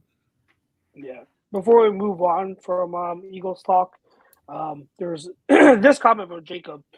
Drafting Rager cost us Jefferson. Then we had to draft Devontae and Miss Parsons. Then we draft Davis and Miss Kyle Hamilton. Draft Nolan Smith, Miss Brian Branch. We can't keep overcoming Howie's inability to draft well and relying on free agent miracles every year. We are in this mess because of him. I get it. And I will always say and harp on the fact that I wanted Kyle Hamilton over Jordan Davis. Yeah, it was my guy. I wanted Brian Branch over Nolan Smith. Okay, yep. I did. However, I was perfectly happy with Jordan Davis. I'm perfectly happy with Nolan Smith because I do think they will be really good players, especially Jordan Davis. It takes, and I want to talk about this before when we talk about the Baldy thing, with nose tackles especially, like interior defensive linemen, yeah. But with nose tackles, it takes a few years for them to learn how to pass rush. Okay, Jordan Davis has never taught how to coach up on how to pass rush. He had a role in college, and he did it. So you got to be patient with Jordan Davis when it comes to pass rushing. Okay, but I think Jordan Davis is going to be a monster, and it sucks to see. It's similar. It's kind of similar to the whole Earl Thomas, Brandon Graham thing. Remember earlier on, we were all like, "Oh my God, we missed on Earl Thomas." How's that looking so far? Who's had the better career overall? When all he hasn't even been in the league in 3 years. Yeah, I'm not saying that the same thing will happen because I love Kyle Hamilton. You just don't know, and you just don't know. And just because Kyle Hamilton is better now, that doesn't mean Jordan Davis isn't going to be a star later on. You just have to wait. Now, to my overall point though, Howie has missed on some picks. Yes, the Rager one was horrific. Okay, and I should know because I have a viral clip of myself celebrating it, so I would know. All right. It was horrific, okay? And it's seeing Justin Jefferson be like arguably a top 1, top 2 wide receiver in the league. It hurts every time we watch it. I get it, okay? And missing out on Parsons, I get it, okay? There's not a GM in the league that is perfect on all their picks, guys. Go look at Bill Belichick's draft picks. And like even the best GMs who are great at drafting, they still miss on several picks. Okay, so you have to look at the totality of what Howie has done in the draft the past few years, and ever since the debacle with the Jalen Rager, was it 2020? Howie has kept his word, and Howie has had good. He's been a much better drafter. No, he has been better. So can I touch on this a little bit because hold on. Let me just finish my point. Was that COVID year? Yes. Yeah, because Miles Sanders was 2019, so Rager was year after. So they want Rager Hurts. Yep. Yes. Yeah, that was 2020. Okay. Yep. So starting with the 2021 draft, Howie's been much better. Howie's been much better at drafting overall, and you have to also give credit for what he's been able to do on day 3. Okay, Keely Ringo has already shown promise. He was a 4th round draft pick. Okay? Eli Ricks has shown some promise. Promise. He was undrafted. I like the Ben linebacker. I think he could be solid. Ben, what the hell is his last name? Ben Van Sumeren. Yes. Van Sumeren, yeah. So who may be decent a couple years down the road. But. Britton Covey. Brent Covey, Reed Blankenship, Sidney Brown. Sidney Brown. We didn't like you late, have to like give late. him credit. Yeah, you have to give him credit for those picks. And again, like I get it. Jordan Davis, Kyle Hamilton. I get Jordan Davis over Kyle Hamilton, Nolan Smith over Brian Branch. I get it. It sucks seeing the alternative have success right now, but it doesn't mean that the Nolan Smith and Jordan Davis won't be good in their own right. And also, like Devontae Smith, we love Devontae. Like I'm. Will Devontae ever be better than Justin Jefferson? Maybe not. Okay, but Devontae, I think we all agree Devontae has like top 5 wide receiver potential in the league. Like I've seen Devontae Smith make big plays in the Super Bowl. Like, can I say like Devontae has elite potential? I think a lot of people in the league would say that. So just because we missed out on Justin Jefferson doesn't mean that like Devontae was a bad pick. You know what I mean? So I can you put that back up? Frustration. I get the frustration, but at the same time, he's still getting good players. You know, he's still. I'm trying to find it now. I can't find it, but can you do that for me? I have a hard time. Hold on, I'm so trying to find it. Hold on. I have a hard time. I have a hard time saying we are in this position mainly because of Howie Roseman. Like he deserves blame. He deserves blame because he neglected linebacker and all that. I get it. He deserves blame, but I'm not going to say that he's the main reason we're here. I think that's a little overreactionary. No. So I'm with you on Rager. I get it. Like Chuck's, I was on the Rager train. I was 100% wrong. I wanted Jefferson too, but I was told he can't play on the outside. Ha ha ha ha. Devontae Smith was a Heisman Trophy winner, a phenomenal player. I hate to tell people this. They weren't drafting a linebacker at the time he was viewed as a linebacker. He was coming out as a linebacker. With serious off the field character issues. That wasn't happening. Kyle Hamilton. I love Kyle Hamilton. I wanted Kyle Hamilton. They were not drafting a safety in the first round. That's just not happening. It's not even just who they are. The Eagles as a franchise just don't do it. Like it's not something that they believe in, even before Howie. And Nolan Smith, once again, I love Brian Branch, and I would have loved Brian Branch. Nolan Smith was viewed to be a top 10 pick, and you got him at 30. Would Branch have been better for us with everything that we missed out on? 100%. But I still believe in the talent of Nolan Smith. That's a top 10 pick talent. Like there's big talent in this guy that you can unlock. And I understand why some people might pick and choose with stuff like this, but there are reasons why we did these moves. It's not like, we missed out on him. We missed out on him. No, the only one I'll argue and I'll look at and be like, all right, that was a big mistake is Justin Jefferson. The rest of them, you're just picking and choosing because you have additional information in the future. Like you're a prisoner of the moment and you're upset and you're mad. So you're lashing out, and I get it. Like it's okay. I mean, like, so it's I hear what Jake is saying, but like that's hear what PY is saying too. There was a thought process that went into those picks, right? And in hindsight, if you just look at the player, then you can kind of see it. But these type of misses don't bother me as much because I can kind of see it. But like I said this all the time, where's our Rasheed Rice? Mm-hmm. Where are these guys that maybe on the board that we just don't have? I'll be on record right now to say, listen, outside of Jeff Stoutland, the next best coach on the Eagles staff is Michael Clay. Like the special teams is not a liability anymore. How did that come? Yeah, that's crazy. You know what I'm saying? Like it's almost to the point where like, listen, okay, if Devontae has to miss, you can't do the same things with this guy I'm about to say. But if you give me Julio and AJ on the outside and you give me Britt and Covey in the slot, who knows? It may work. I'm actually interested in that because he had one play where 7 yards. I'm just saying. He can't be worse than Quez Watkins. And we literally spent the whole offseason talking about how Quez is our guy and he's going to step up when we could have gone out and we could have got someone like DeAndre Hopkins who was available. But you had to pay him. I don't think I get what you're saying. I don't know if that's – but you could have got somebody like – I'm trying to think of another slot wide receiver. Fuck. There's teams that find them a dime a dozen. I would have taken Cole find them all the time. The Colts find them all the time.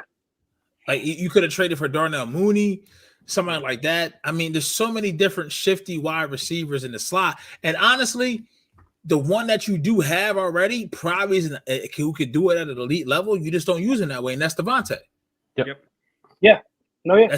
That's Devontae. You just don't use him that. If you would have told me, okay, go get DeAndre Hopkins, you have him at edge on the outside, and you playing Devontae from the slot all day. But even in that sense, they're not going to do that. Like that's not what Sirianni does at his core beliefs. We're not talking about that. I'm talking about his core beliefs. His core beliefs is not that, and that's what has to change. You can put lipstick on a pig; it can still be a pig, but that pig has to change, right? Yeah. So that core philosophy, he can do whatever he wants to do this week and whatever happens in the playoffs next weekend.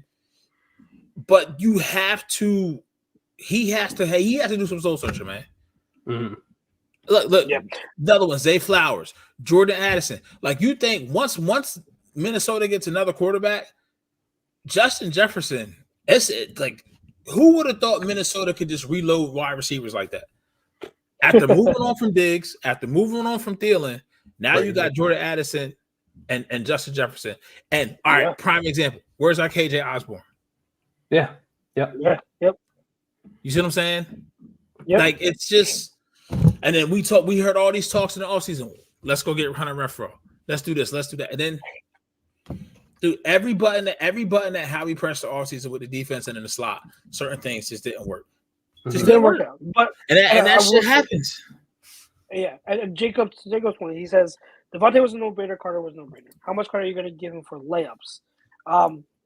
Well, I'm not giving credit for layups. I never said that. You are aware. You never even fucking mentioned Jalen Carter in this first post. So where Jalen Carter come into play at? You can miss a layup. Like no one. Did you not watch Tony Roten play for the Sixers? You can definitely miss layups, homie. So he's saying like Hamilton is a starter on top team defense. Now Branch is a starter. Now that's the problem. And at that point, I get. So I'm not saying again. I personally wanted Branch. I personally wanted Hamilton. Give me either one of them. I put a Twitter poll up asking like, okay, scenario. All right. Would you have rather, if you could do a mulligan, would you have rather drafted Hamilton instead of Davis, or would you rather drafted Branch over Nolan Smith? It was pretty even. It was hard for me. I'd say I'd rather draft Branch because I think that Davis will end up being much better than Nolan Smith can be, while Hamilton and Branch will be pretty much even. So I think the variance there is not as much. So that's why I'd go Branch, but it's tough. Anyway, but like I wanted Branch. I get it. I totally get it. And having impact players now, I understand. All I'm saying is that you can't point the finger and say it's mainly on Howie. Like I think that Howie has shown the ability and the willingness to get better over the past few years when it's come to the draft. And yes, him neglecting linebacker and safety and all of that, and you know, at the top of the draft and always going line is now rearing its ugly head. Okay. He deserves the benefit of the doubt that he'll be able to go and fix that. So he gets my trust and saying, okay, Howie, you can't do that anymore. So go and prioritize linebacker. It doesn't have to be round one, but you've got to get a stud linebacker somehow. If you got to go pay for it, you got to do something. You got to do something. Go and draft a young stud corner in round 1 or 2 so that you have a Slay replacement. Like, change your philosophy. You've invested so much in the D-line, in the O-line, and that's great. Now is the time we invest in everything else. I will give him the benefit of the doubt because he's earned the benefit of the doubt over the past several years. So I don't agree with the thought process of blaming him for and him being culprit number one for all of this. To me, it's still the main culprit is Nick Sirianni. Howie deserves something. So Howie deserves some blame for roster construction in terms of linebacker and things like that. However, like, if we're complaining about like the way he set up this roster, since 2016, you've missed the playoffs 2 times, you've won a Super Bowl, and you've been to 2. So I understand we can whine, we can complain about stuff, but you know what? What Howie Roseman has done has been successful. You've only missed the playoffs twice.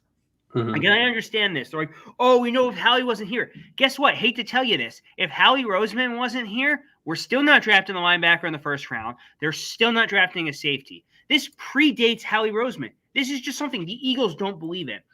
Do you really think that the Eagles haven't drafted a linebacker since 1979 by accident? They, as an organization, don't believe that first-round linebackers present great value to the team, whether they're right or wrong. It's the same thing with the same thing with safety. They like their middle of the pack or second round safety. That's just the way it is. Yep. Should they be doing this? Maybe, maybe not. We'll find out if things will change in the future. But I hate to tell you this.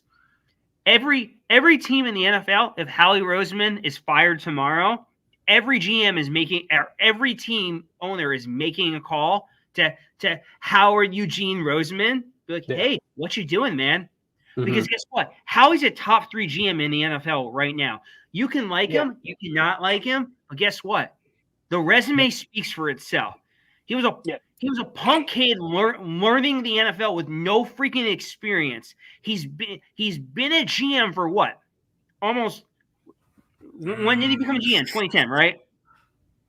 Almost 15 years he's been an NFL GM. When did he get hired? I forget when he got hired. 2010. He got hired under Andy. Yeah, and he was under Banner. Yeah. Yeah, so since 2010, but he's been in that building since like 2004. Yeah. Because he's told stories about like TO nonsense and whatnot. So he's been in this organization for almost 20 freaking years. You're not in an organization for almost 20 years if you don't know what you're doing. If I hear, oh, he's not a football guy. He's been in the NFL for 20 years. What are you not? You're a football guy. Like, I mean, and that's the example. How many GMs do you know that get fired, right? And then you never hear from them again. Yep. And I actually think if Howie was to get fired, if that was to happen, I don't know if he would go to another team, but you can best believe not only would teams be pulling out their shit and it'd be a dick swinging contest, but networks as well. Oh, 100%. Oh my God. Networks as well. Like he would be top. The stories that he could tell on networks. Oh, he has stories out draft there. Season? Are you serious? Yeah. So, like, I get it. I understand people are upset right now, and everyone has every right to be. This team is not giving you the good vibes. It's not giving you the good vibrations. Yeah. Yes. And do you know how bad it is? Do you know how bad it is? I have to be the voice of freaking reason. That's a great Martian. That's a great thing. That's what I'll say. You don't outlast 5 head coaches if you suck at your job. Yep. And I think not so much suck at your job, you can hide your flaws and you can really accentuate what you do well. And that's what he does with Jeff. Like he can say, I did this or I'm, and then and if he fires. If he fires Nick, guess what? They're going to bring in a new guy. And guess what? If that guy gets fired, guess who's still here? Howie freaking Roseman. Yeah. As long as Jeff owns the team, Howie's not going anywhere. The sun sets, the moon waxes, and Howie Roseman will be the general manager of the Eagles. Just deal with it. The sooner you deal with it, you'll be okay. The reason why I respect Howie Roseman, and he's great at so many things. I will always laud him for that. But the reason why he's earned my trust is because he has shown he's willing to change. Yep. That's the thing. Like learning from your mistakes and adapting is one of the biggest signs of strength to me. In any aspect, like football, outside of football, whatever. Like none of us are perfect. You know, we all make a ton of mistakes. We're wrong several times. But Howie, luckily, he's been given the ability to show that he can improve and learn from what his misgivings have been. That's why he's earned my trust. Like I thought when during the whole debacle, the Wentz debacle in 2020, I was like, oh my God, we're going to be horrible for 20 years. Like, we went right back to the Super Bowl. We went right back to the Super Bowl 2 years later, guys. Like that is insane. So and impressive. the ability to see, and he's talked about it. He said like, I was doing a bad job at drafting. I wasn't hiring the same things I needed to change. And he's admitted, like, I started looking at SEC players more. I started looking at athletic ability and not numbers and all that. Like that is, to me, that is what shows that he is a great GM, is willing to change. Because the GMs that don't change are the ones that aren't in the league And anymore. listen, Those who don't adapt are lost forever. And there's a couple comments out here. Yugi has one that says that Howie meat riding is real. Jacob Hensler is like, tell me you mad and you were present in the moment without telling me you mad. It didn't get you just one Super Bowl. It got you the only Super Bowl in franchise history, right? He says the philosophy to chase best teams in the NFL present day had the best linebackers of the game. They had no problem spending draft capital to get them. So it's the 49ers. How many Super Bowls? So these the wait. Yeah, hold on. So okay. There's one elite linebacker, maybe two elite linebackers in the league. That's Fred Warner, and I guess you can say what, Roquan Smith. Smith. Who were the Chiefs linebackers last year? No one special. No outside of the 49ers and the Ravens. Who else values linebackers like that and go spend resources financially and in draft capital on them? Exactly. I think you're mistaking best linebackers with competent linebackers. Like, yes, you have to have competent linebackers. They can't be a harm to your defense.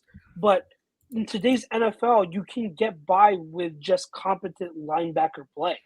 And to your point, when we won the Super Bowl, does Howie not get credit for the linebackers we did have?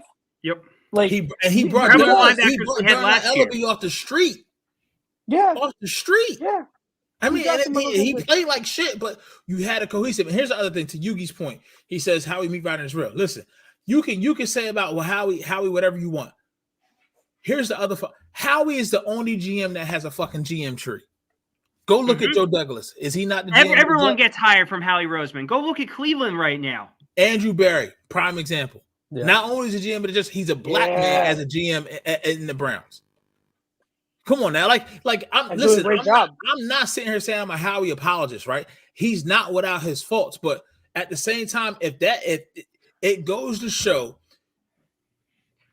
if you're a fan of this team and you're upset, that's all well and good, all well and good. But if you have someone who you hang up that phone and you let them go, and then that person before they get home is already getting another job or already getting interviews and getting leads.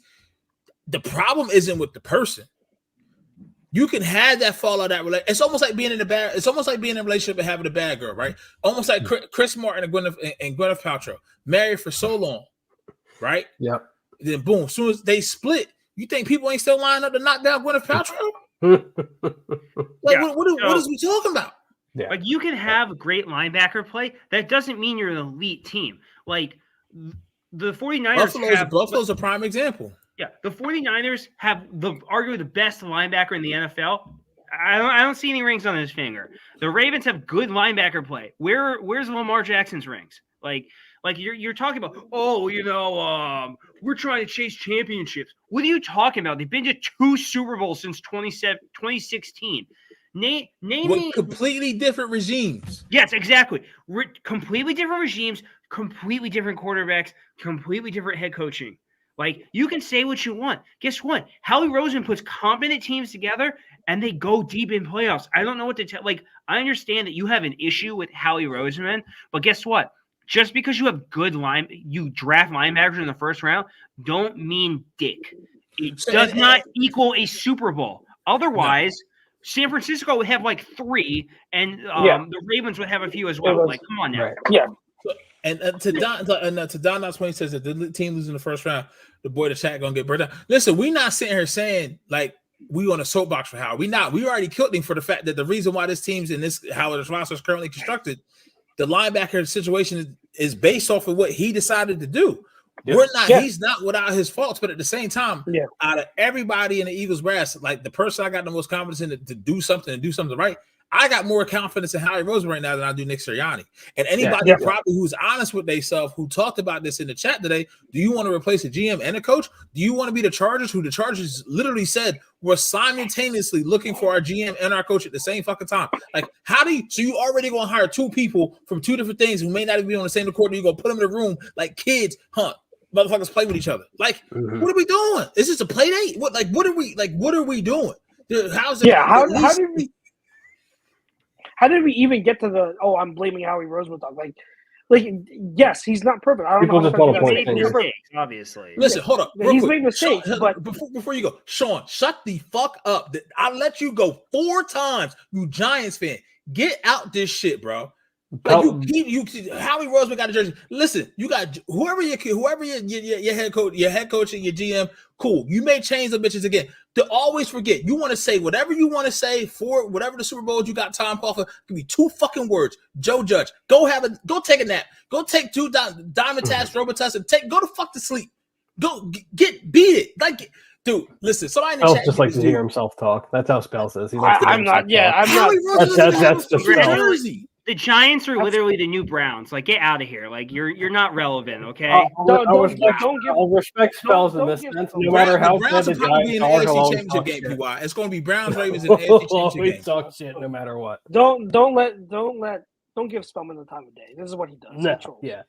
He'll just keep going now that you acknowledged him. Yeah. That's why I only had to do shit. Martian already getting. I only have to do nothing because if you want to be a rival of another team, you want to come in here and talk like you got some sense, we'll give you the time of day.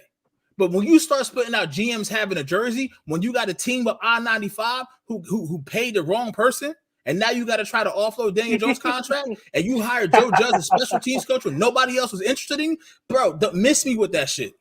You want to come in here, you want to talk real rap, you want to talk ball, we can talk ball. Don't come in here talking that childish bullshit. Go play. You paid Penny $80 million. I'm not listening to shit you have to say. Spellman doesn't talk ball. He just trolls. Yeah, that's all he does. Just ignore him. He just trolls. He knows he doesn't talk ball.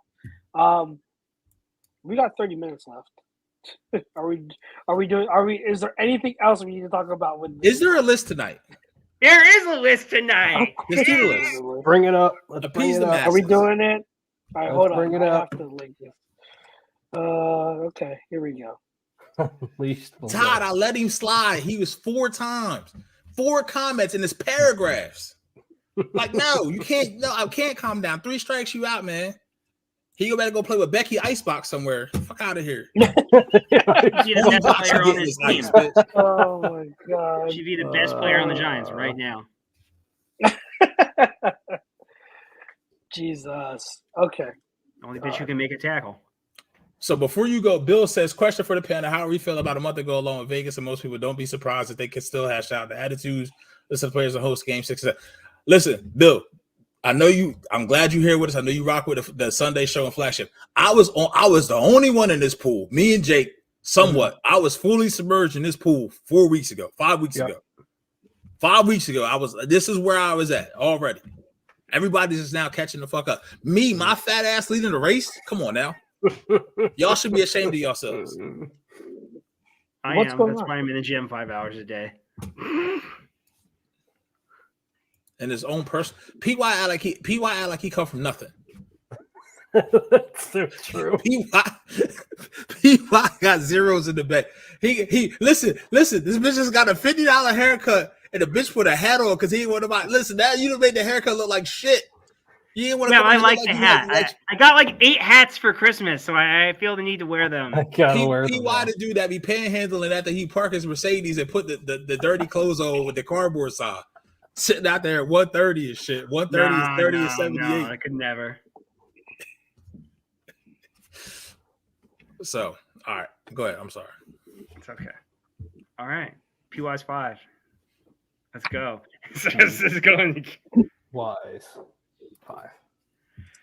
All right, what's the topic? 5 things I'm tired of seeing. Oh. Eagles football. No. All right. Number 5. I'm tired of seeing these dumb QB draws when there is no reason whatsoever to be using them. Like, what are you doing? Like, if there is anything that says 1st and 20 or 2nd and 20 and you do a QB draw, I'm sorry, you are not Freddie Kitchens. That is a reference for people. Is there a Freddie Kitchens reference? You did, yeah. This is like Freddie Kitchens calling 3rd and 10 QB draw with Baker Mayfield against the freaking Rams in 2019. I don't even know why the play is in the playbook in most cases. Yeah, I'm not gonna lie to you. Pete, is Jada Pinkett number 4? No. Oh, her jet warmers.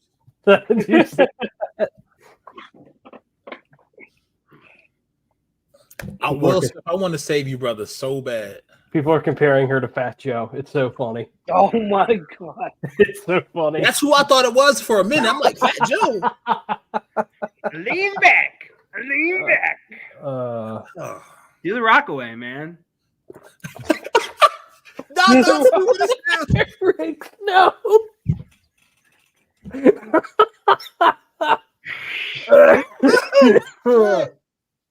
Oh shit! This is Jada looking like Eric Snow. Jesus Christ, he's cuckoo. Wow. Eric Snow. Wow, that's bad. Oh my god. Oh my god. Number 4. Okay. Randomly dropping Hassan Reddick into coverage. What is this? He is one of the best pass rushers in the NFL, the best pass rusher on our team.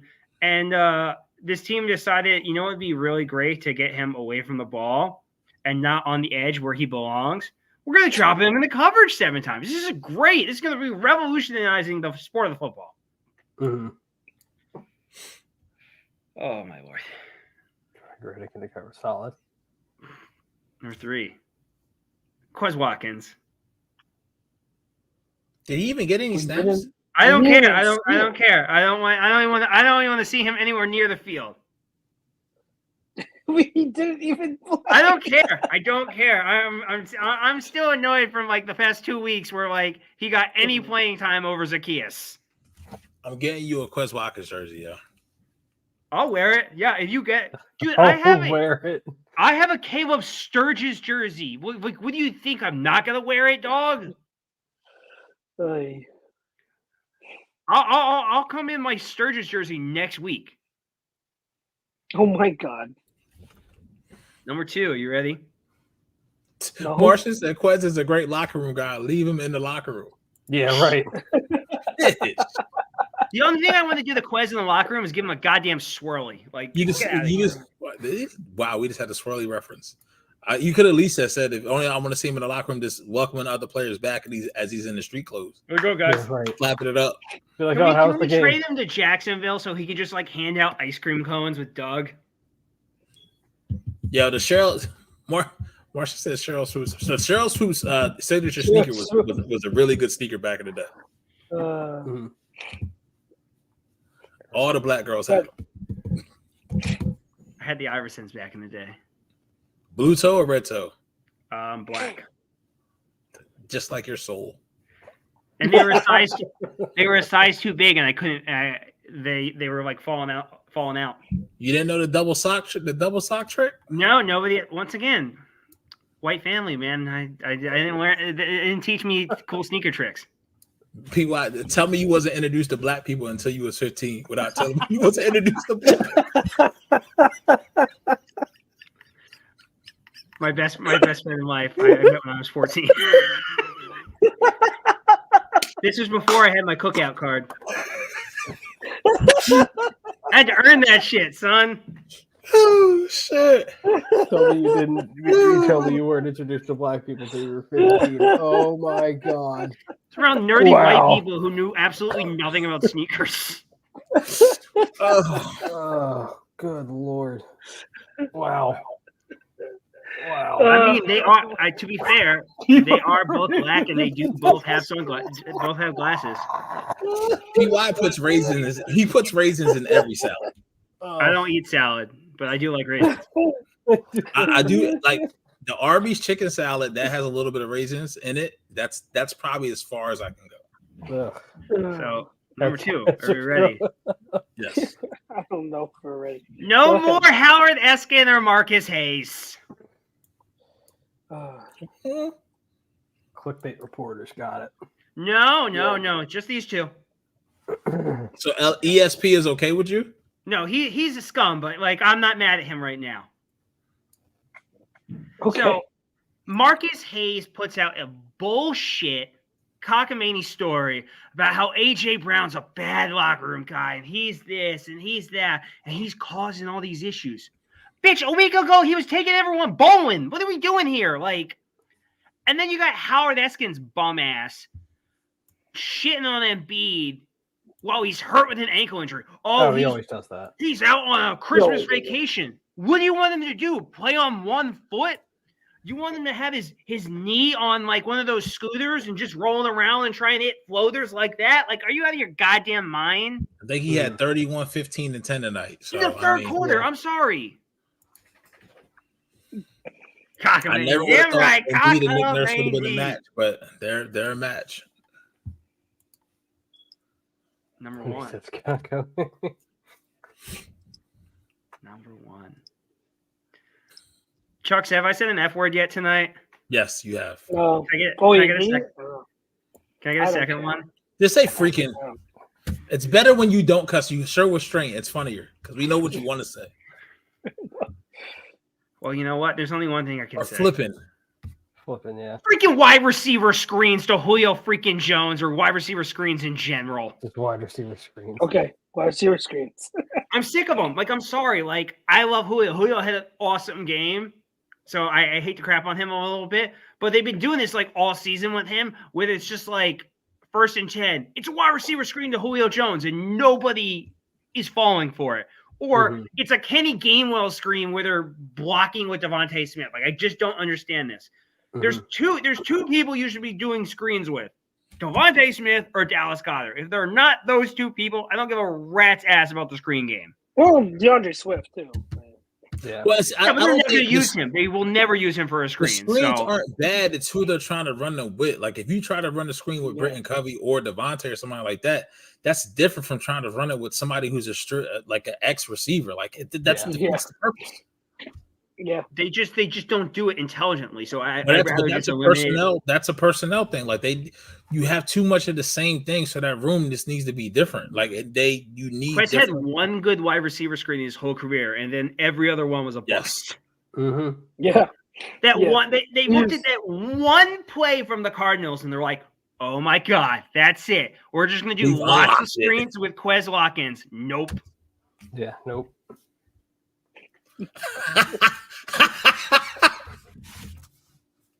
This is so true. Listen, now if you would have said Thanksgiving dinner, or somebody said Thanksgiving dinner or holiday dinner, listen, a cookout, a casserole. Trust me, I've been to the cookout with casseroles. Black as night. What the hell was that? I've never been to a cookout and somebody had casserole. I don't think I've ever seen anyone cook casseroles. Green beans. You might as well just been green beans in a pot, but it's like probably basically like the. It's a decent list. I think we need to start adding like a picture of Quez Watkins somewhere. Like, we just need to put Quez's face up somewhere randomly during the show, just to make you mad. I mean, everything gets me mad at this point. I don't know. They just have to do better. Like, you can't have. And here's I'm not say that because I just get nightmares of Andy. I said this to you guys. I don't know if I said it on camera or we didn't do a show last week when everybody enjoyed the holiday for Christmas. But I think I said it's like every time this team makes it, they have success. The fault they can't sustain it. It's like a dude who. That one night you went to the club and you pulled the baddest girl in the club, and now every time you go to a club, you always try to get the baddest girl, and then you end up going home with like the third best friend. Like, it just, like, you know what I mean? It's just one of those things. I don't know what it is about it, but they just can't maintain that same level of success. And now, and after 2018, when they won a Super Bowl, they kind of re-signed the wrong players. If this wasn't as bad as that, but you can really make an argument to say like, hey, you should have brought back Marcus Epps and Chauncey and then do what you needed to do at the corner position, right? And maybe trade for a Jalen Johnson or somebody like that. Or at that point, just use the resource at number 30 and you draft Joey Porter Jr. or somebody like that. You know what I mean? So, and then kind of just grow with it. If you honestly, like it sounds crazy to say. You go sign like this a journeyman corner. You draft Joey Porter in the second or at 30, and then you draft Keely, and then you fucking let him figure it out. Yep. This team moving forward be in a such better position because then your safeties is the younger players. They're on their second contracts. You may have some money tied into them, but they prove to you that they can play. You see what I'm saying? So it's just one of those things they got to take the loss. But honestly, bro, like if that was the case, if football wasn't the ultimate team sport to where every decision for you in the season that you have success goes right, more than the Patriots will have multiple Super Bowls. Just look like what the Patriots did will never happen again. Yep. 20 years of relevancy. That it was the perfect combination of ideology, player, personnel, and coach. And owner at that point. And owners for letting it all happen and really just kind of playing their part. That every team can't follow that model. So when you have success, maybe 1 out of every 4, 1 out of every 5, 1 out of every 6 years, 1 out of every 7 years, that's above average to be to a Super Bowl, two Super Bowls in the last 5 years, winning one and losing one. It really should have won the second one too. That's success. Yep. But you think about our situation and you look at other teams. All right, prime example, right? Prime example, and I know he's probably gonna kill me for this. Look at Don's team. You see what I'm saying? Look at all but irrelevancy. All the GMs they've been through, all the Hall of Fame players that they had and wasted their career. He had to go see Matt Stafford get drafted in 2009 with the first overall pick. Leave the first year of this motherfucker. Leave, go to a team and win the Super Bowl. Yep. Yep. You see what I'm saying? And you put your heart, your sweat, and your tears into that team, and this is what they give you, right? But now it sucks for them because I want to speak for Don. If he's still here, he can chime in. What is going to be a considered successful season for Don? Is it just winning the NFC North for him? Like, what's the time? Like, how far have the goalposts moved in Detroit? I'm pretty sure, honestly, hand to God, there's probably a good part of the fan base in Detroit. It's like if the Honolulu Blue get to the divisional round and they lose, that's a win for them. Mm-hmm. That's a win for them. That's a successful season for them because they could build off of that, right? It'd be their first playoff win since like '93. Yeah, anything. Exactly. When was the last time they made the he was the NFC Championship game? Cool, but then at the same time, then you get into the Super Bowl. I'm gonna tell you what's gonna happen. You say that, then if they win the NFC Championship game, they get to the Super Bowl, you're gonna win the Super Bowl, you're gonna feel heartbroken. It's still gonna hurt no matter what. But in hindsight, a week or two later, you look at it like, bro, this is a major step for us.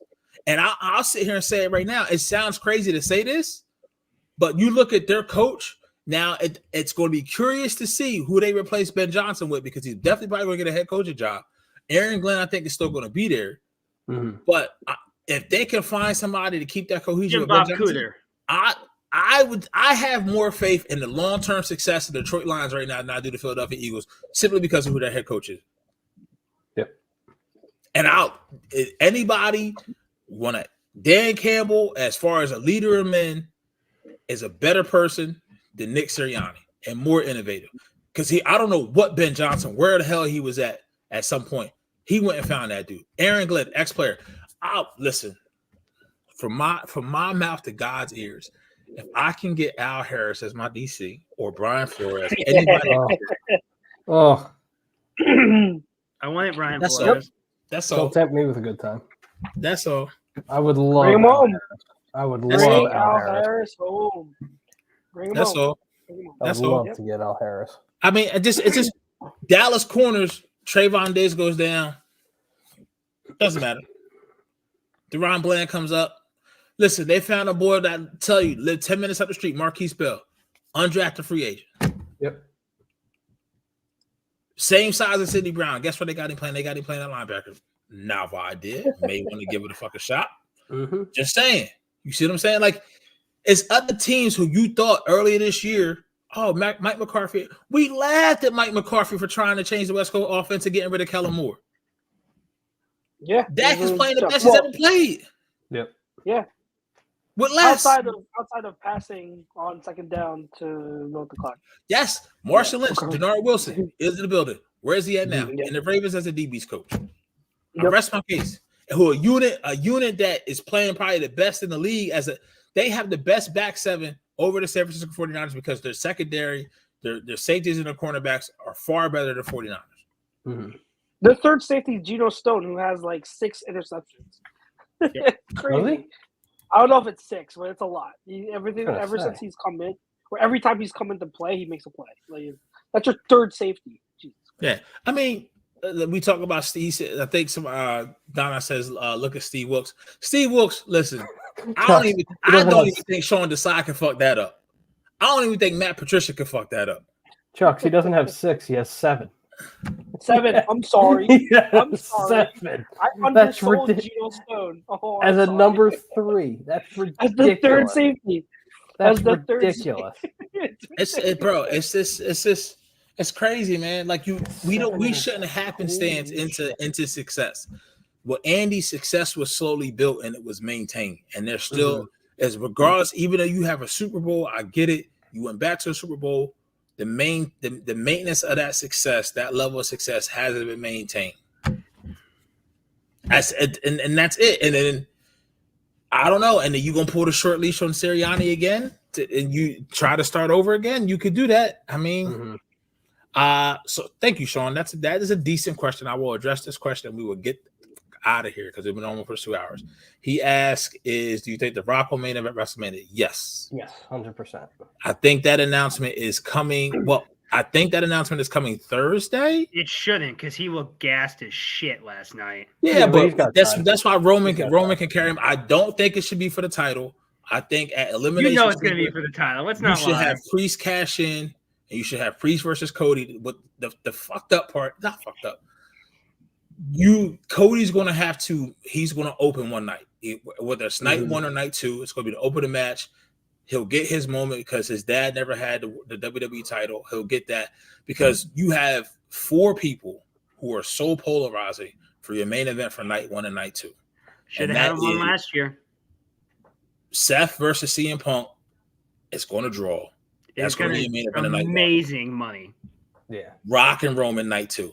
This shit is built. This is the 0s and the 5s. Me and Chrome always talk about it. Are the biggest manias, and the fact that you have WrestleMania 40 in the link, probably going to be. We're not going to have NFC Championship game. It doesn't look like it, right? No. So it's probably going to be the biggest event in the link in 2024. This year, yeah. You're going to it, right? That was the plan, sir. Them tickets is expensive, brother. Yep. I'm happy I got my night 2 tickets like a couple months ago. I know. Jake has night 2 tickets. I will go to someone's house to watch just The Rock. So I'll go to someone's house, watch The Rock, and leave. Go to Chrome's. And I think is Chrome really going to be home? You really think Chrome's going to be home? No, I think he has tickets for both nights. Yeah, of course he does. Yeah, I'm trying to get tickets for night 1. How much for your my boy at work had tickets, and then he found out how much the tickets was going for, and then he sold them bitches quick. I got night 2 tickets for like $250. Yeah, but Jake could probably sell those. But that was before all the announcements and whatever. So tickets now are probably like $400 something higher, crazy. like 700, 800, 900. Yeah, that's why I'm happy I got them when I got them. Yeah. So I mean, if I get the opportunity to go, I will go because I've been to the ones in Atlantic City. I went to 4 and 5. I tried to go to the one WrestleMania 2000 in Philly. Didn't make it to that one. Okay. So you figure it's been 23 years.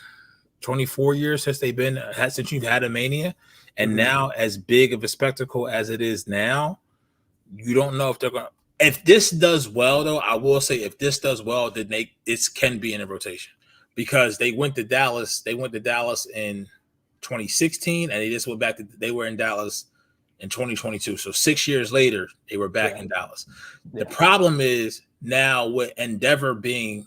What TKO it's called TKO Holdings, but it's Endeavor who's on MMA, who owns UFC, and there's more money into it now. And you can tell, like they've had UFC events in Abu Dhabi, they've had UFC events all around the world.